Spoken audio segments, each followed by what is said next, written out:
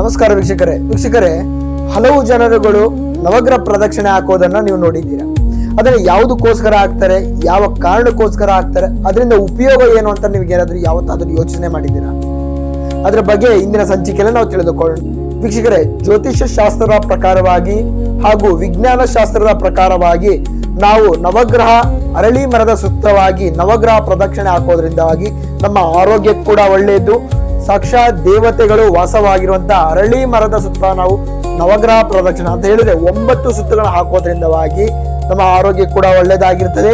ಹಾಗೂ ನಾವು ಪ್ರದಕ್ಷಿಣೆ ಹಾಕುವಾಗ ನಾವು ಪ್ರಾರ್ಥನೆ ಮಾಡುವಂತಹ ಹಾಗೂ ನಮ್ಮ ಸಮತೋಲನ ಅಂತ ಹೇಳಿದ್ರೆ ನಮ್ಮ ಕಷ್ಟಗಳನ್ನು ಪ್ರಾರ್ಥನೆ ಮಾಡ್ಕೋತಾ ಇದ್ರೆ ದೇವತೆಗಳ ಕಿವಿಗೆ ಕೇಳಿಸಿಕೊಂಡು ನಮಗೆ ಪ್ರತಿಫಲ ಅನ್ನೋದು ದೊರಕುತ್ತದೆ. ಯಾವ ರೀತಿ ಅಂತ ಹೇಳಿದ್ರೆ, ನಮ್ಮಲ್ಲಿರುವಂತಹ ಸುಖ ಶಾಂತಿ ನೆಮ್ಮದಿಯನ್ನು ಕೆಡಿಸುತ್ತಿರುವಂತಹ ದೃಶ್ಯ ಶಕ್ತಿಗಳ ಕಣ್ಣಿಂದ ಹೊರಗೆ ಹೋಗಿ ನಮ್ಮ ಜೀವನದಲ್ಲಿ ಒಳ್ಳೆ ಸೂಚನೆ ಅನ್ನೋದು ಕಾಣ್ತಾ ಹೋಗ್ತದೆ.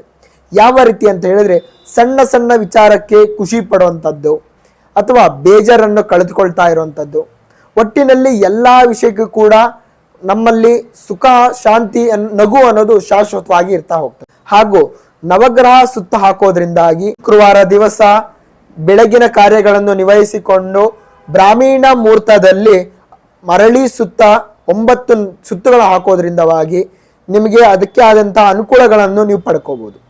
ಇದಕ್ಕೆ ಆದಂತಹ ಅತಿಯಾದ ಮಾಹಿತಿ ಬೇಕು ಅಂತ ಹೇಳಿದ್ರೆ ಕೆಳಗೆ ಕಾಣ್ತಾ ಇರುವಂತಹ ನಂಬರ್ಗೆ ಕರೆ ಮಾಡಿ, ಸಾಧ್ಯವಾದ ನಮ್ಮ ಕಚೇರಿಗೆ ಭೇಟಿಯಾಗಿ. ನಮಸ್ಕಾರ.